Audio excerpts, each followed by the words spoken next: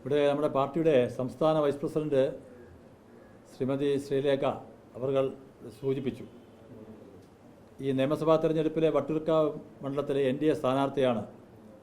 കൃത്യമായും തിരഞ്ഞെടുപ്പ് പ്രഖ്യാപിച്ചത് തൊട്ട് വട്ടിയൂർക്കാവ് സ്റ്റേഷൻ അതിർത്തിയിൽപ്പെട്ട പ്രദേശങ്ങളിൽ NDA പ്രവർത്തനങ്ങൾക്ക്, പ്രത്യേകിച്ചും BJPയുടെ പ്രവർത്തനത്തെ തടസ്സം നിൽക്കുന്ന തരത്തിൽ പോലീസിൻ്റെ ഭാഗത്ത് നിരന്തരമായിട്ട് അതിന് നേതൃത്വം കൊടുക്കാൻ തെരഞ്ഞെടുപ്പ് ഡ്യൂട്ടിയുമായി എത്തിയിട്ടുള്ള SHO ബിബിൻ്റെ നേതൃത്വത്തിൽ ഒരു അഭിജിത്ത് രാജേഷ്, 2 പോലീസുകാരും കൂടി ചേർന്നുള്ള ഒരു വളരെ ഗുണ്ടായിസം തന്നെ എന്ന് പറയാം, CPMൻ്റെ ആയുധമായി പ്രവർത്തിക്കുന്നു എന്നതിൻ്റെ ഏറ്റവും വലിയ ഉദാഹരണമാണ് ബിബിൻ്റെയും നേതൃത്വത്തിലുള്ള പോലീസിൻ്റെ പ്രവർത്തനം. തെരഞ്ഞെടുപ്പ് കഴിഞ്ഞ ശേഷം വീണ്ടും ഈ കാച്ചാണി ഭാഗത്ത് BJPക്കുണ്ടായിട്ടുള്ള അഭൂതപൂർവമായ വളർച്ച നിങ്ങൾക്കറിയാം. വട്ടിയൂർക്കാവ് സ്റ്റേഷൻ പരിധിയിലുള്ള 10 വാർഡുകളിൽ 9 വാർഡും BJPയാണ് ജയിച്ചത്. 9 വാർഡ്, ഈ കാച്ചാണി ഒഴിച്ച്. കാച്ചാണി വാർഡിൽ BJP വലിയ മുന്നേറ്റമാണ് നടത്തിയിട്ടുള്ളത്. ഈ മലമുകൾ പള്ളിയുടെ സെക്രട്ടറിയാണ് ഈ ബിനു, BJPയുടെ പ്രവർത്തകൻ. അവിടെ ഒരു പ്രവർത്തകരും ഇല്ലാത്തൊരു സാഹചര്യം പണ്ട് BJPക്ക് ഉണ്ടായിരുന്നു. ഇപ്പോൾ BJPക്ക് ബിനുവിൻ്റെ നേതൃത്വത്തിൽ 100 കണക്കിന് പാർട്ടി പ്രവർത്തകർ അവിടെ ഉണ്ട്. അതുകൊണ്ടാണ് കഴിഞ്ഞ തെരഞ്ഞെടുപ്പിൽ, കോർപ്പറേഷൻ തെരഞ്ഞെടുപ്പിൽ BJP 2ാം സ്ഥാനത്തെത്തുകയും ചെറിയ വോട്ടിനാണ് LDF അവിടെ ജയിച്ചത്, ഈ ആരോമൽ ജയിച്ചത്. അപ്പോൾ അതുകൊണ്ട് ഈ ഇലക്ഷൻ ഡ്യൂട്ടി എന്ന് പറഞ്ഞു വന്ന് ഈ വിപിൻ യഥാർത്ഥത്തിൽ ഒരു CPMൻ്റെ ഒരു ഗുണ്ട പ്രവർത്തനം നടത്തുന്ന ഒരാൾ എങ്ങനെയാണോ ആ തരത്തിലാണ് പ്രവർത്തിച്ചത് എന്നുള്ളത് നമുക്കെല്ലാവർക്കും അറിയാവുന്നതാണ്, ആ നാട്ടുകാർക്കും അറിയാവുന്നതാണ്. ഇപ്പോൾ കഴിഞ്ഞ കുറച്ച് ദിവസങ്ങളായിട്ട് ഈ പ്രകോപിച്ച് BJPയെ സമൂഹത്തിന് മുമ്പിൽ മോശക്കാരാക്കാൻ, സംഘർഷമുണ്ടാക്കാനുള്ള ഗൂഢമായിട്ടുള്ള ശ്രമം ഈ ബിബിൻ്റെ നേതൃത്വത്തിൽ ഈ ഞാൻ പോലീസ് ഉദ്യോഗസ്ഥൻ എന്ന് പറയുന്നില്ല, കാരണം പോലീസ് ഉദ്യോഗസ്ഥയായി DGP റാങ്കിൽ വിരമിച്ച ഒരു ഉദ്യോഗസ്ഥയാണ് ഇവിടെ BJPയുടെ സംസ്ഥാന വൈസ് പ്രസിഡന്റ് ശ്രീലേഖ ചേച്ചിരിക്കുന്നത്. പോലീസിന് നമുക്ക് മാന്യമായിട്ടുള്ള പരിവേഷമുണ്ട്. ഏത് സംഘർഷത്തെയും ഇല്ലാതാക്കാൻ വിളിച്ചിരുത്തി പ്രശ്നങ്ങൾ പരിഹരിക്കേണ്ട പോലീസ് ഒരു ഭാഗത്തിൻ്റെ കയ്യിലെടുത്തുകൊണ്ട് CPMനെ പരിപോഷിപ്പിക്കുന്ന തരത്തിലേക്ക്, CPMൻ്റെ ഗുണ്ടായുസം വളർത്തുന്ന തരത്തിലേക്ക് അവരെ വിളിച്ച് മലമുകൾ പള്ളിയുടെ മുകളിൽ കയറ്റി, ഈ വിപിൻ്റെ നേതൃത്വത്തിലാണ് കയറ്റി ഈ വിറകൊമ്പും മറ്റ് കല്ലും എടുത്ത് എറിഞ്ഞത്.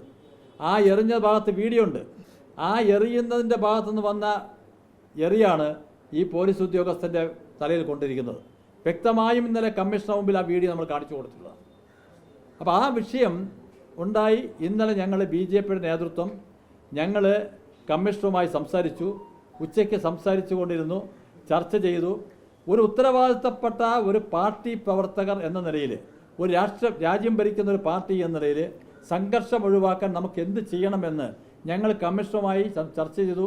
കമ്മീഷണർ ചില കാര്യങ്ങൾ പറഞ്ഞു, അതനുസരിക്കാമെന്നും പ്രശ്നങ്ങൾ ഇന്നലെ കൊണ്ട് തന്നെ തീർക്കാമെന്നും പറഞ്ഞതിൻ്റെ അടിസ്ഥാനത്തിൽ ആ സംസാരിച്ചു കൊണ്ടിരുന്ന സമയത്താണ് ഈ എടപ്പഴിഞ്ഞി മുരുകക്ഷേത്രത്തിൽ കയറി അവിടെ ഈ ബിനു പരാതി കൊടുക്കുന്നതുമായി ബന്ധപ്പെട്ടുള്ള എങ്ങനെ വേണമെന്ന് ഉപദേശം തേടാൻ ഇവിടെ ക്ഷേത്ര സംരക്ഷണ സമിതിയിലെ ആൾക്കാരുമായി ചർച്ച ചെയ്യുന്ന സമയത്താണ് ഈ പോലീസിൻ്റെ ഈ ആക്രമണം ഉണ്ടായത്. ദീപു എന്ന് പറഞ്ഞ SIയുടെ നേതൃത്വത്തിലാണ് ഈ ക്ഷേത്രത്തിൽ അതിക്രമിച്ച് കയറി എന്നുള്ളതാണ്. അതിക്രമിച്ച് കയറി എന്ന് മാത്രമല്ല, ഒരു ആരാധനാലയം, ഒരു ക്ഷേത്രം, ഇത്രയധികം ഇത് ക്ഷേത്രത്തിൻ്റെ ഓഫീസിൻ്റെ മുകളിലുള്ള ഓഫീസാണ്. ഇത് പാഠശാലയാണ് എടപ്പഴിഞ്ഞിൽ. ഇതിനെ അടിച്ച് തകർത്തിരിക്കുകയാണ്. ഫ്രണ്ട് വശമുള്ള വാതിൽ ചവിട്ടി പൊളിച്ചാണ് അകത്ത് കയറിയിരിക്കുന്നത്. ഇത്രയധികം കാണിക്കേണ്ട കാര്യം എന്തുണ്ട്? അവിടെ കയറി ബിനു ഇത്രയും ക്രൂരമായി. ഈ അടുത്ത കാലത്ത് ഞങ്ങളൊക്കെ ഈ രാഷ്ട്രീയ പ്രവർത്തനം തുടങ്ങുന്ന സമയത്ത് RSS എന്ന് കേട്ടാൽ പോലീസ് വേട്ടയാടുന്നൊരു കാലഘട്ടമുണ്ടായിരുന്നു.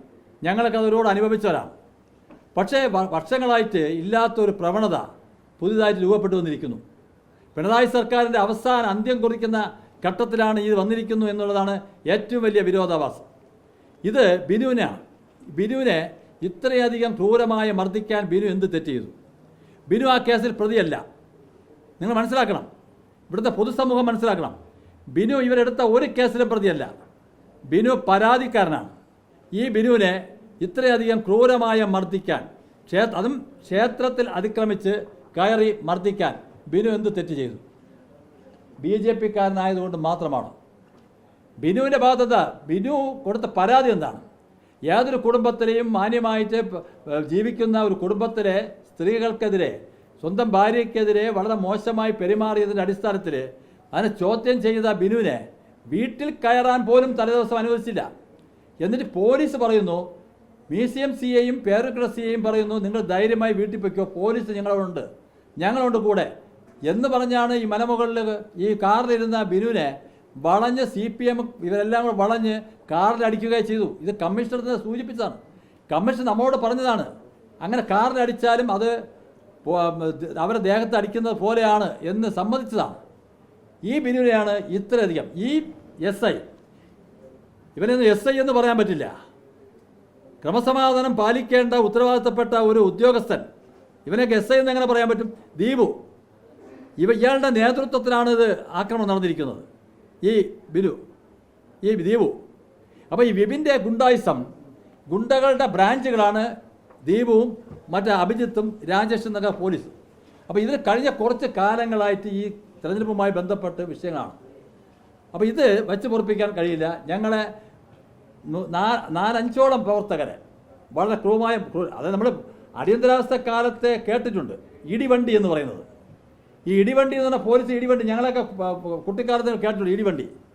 ഇടിവണ്ടി എങ്ങനെയാണോ പഴയ കാലത്ത് പ്രവർത്തിക്കുന്നത്, ആ ക്ഷേത്രത്തിൽ നിന്ന് പിടിച്ച് നന്ദാവനം പോലീസ് ക്യാമ്പിൽ കൊണ്ടുപോകുന്നത് വരെ ആ വണ്ടിക്കകത്ത് ബൂട്ടിട്ട് ചവിട്ടി ഈ എന്താ പറഞ്ഞാൽ ഈ വയർലെസ്സിൻ്റെ മൂട് വെച്ചാണ് ഈ ബില്ലിനെ ആക്രമിച്ചിരിക്കുന്നത്.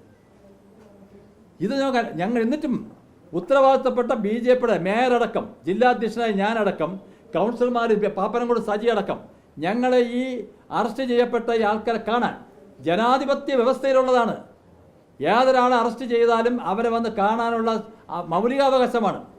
അതുപോലും നിഷേധിക്കപ്പെട്ടു. തിരഞ്ഞെടുക്കപ്പെട്ട ഒരു നഗരപിതാവിൻ്റെ നേതൃത്വത്തിൽ, ഉത്തരവാദിത്തപ്പെട്ട ആൾക്കാരുടെ നേതൃത്വത്തിൽ ഇവരെ സന്ദർശിക്കാൻ ആ പോലീസ് ക്യാമ്പിൽ ഗേറ്റ് അടച്ചിട്ട് പോലീസ് ഗുണ്ടായിസം കാണിച്ചു. അവസാനം മേയറുടെ വണ്ടി അകത്ത് കയറാൻ അനുവാദം കൊടുത്തു. കയറി ഞങ്ങൾ എന്തുകൊണ്ടാണ് ഭയപ്പെട്ടത്? അവർ ഭയപ്പെട്ടത് ഈ ഇടിവണ്ടിക്കകത്തിരിക്കുന്ന ഈ ഞങ്ങളുടെ പ്രവർത്തകരെ കണ്ടാൽ ഞങ്ങൾക്ക് പ്രകോപിതരാകുന്ന ആൾക്കറിയാം. കാരണം ബ്ലഡ് ഒലിച്ചിങ്ങനെ നിൽക്കുന്ന ആ മാരകമായ രീതിയിൽ ആക്രമണം ഞങ്ങളുടെ മനസ്സെത്ത് മാത്രം വേദനിക്കും. ഏതൊരു അമ്മ സഹിക്കുമോ? സഹോദരൻ സഹിക്കുമോ? പാർട്ടിയുടെ ഉത്തരവാദിത്തപ്പെട്ട പ്രവർത്തകർ സഹിക്കുമോ? ഇല്ല. അത് മറയ്ക്കാൻ വേണ്ടിയാണ് മനഃപൂർവ്വം ചെയ്തത്. ഒന്നുകിൽ കമ്മീഷണർക്ക് ഇതിൽ കൺട്രോളില്ല, സിറ്റി പോലീസ് കമ്മീഷണർ മാന്യമായി ഞങ്ങളുടെ പെരുമാറുന്നുണ്ട്, ഞങ്ങൾ സമ്മതിച്ചു. ഞങ്ങൾ പോയ സമയത്തൊക്കെ ഞങ്ങളുടെ മാന്യമായി പെരുമാറി. പക്ഷേ അദ്ദേഹവുമായി ഉച്ചയ്ക്ക് ചർച്ച ചെയ്യുന്ന ആ സമയത്താണ് ഈ വിഷയം ഇവിടെ നടക്കുന്നത്. അപ്പോൾ അദ്ദേഹം അറിഞ്ഞോ, ഒന്നുകിൽ അദ്ദേഹത്തിന് കൺട്രോളില്ല, അല്ലെങ്കിൽ അദ്ദേഹം അറിഞ്ഞ് നടിക്കുന്ന ഒരു നാടകമായിട്ടാണ് BJP ഇത് ആരോപിക്കുന്നത്.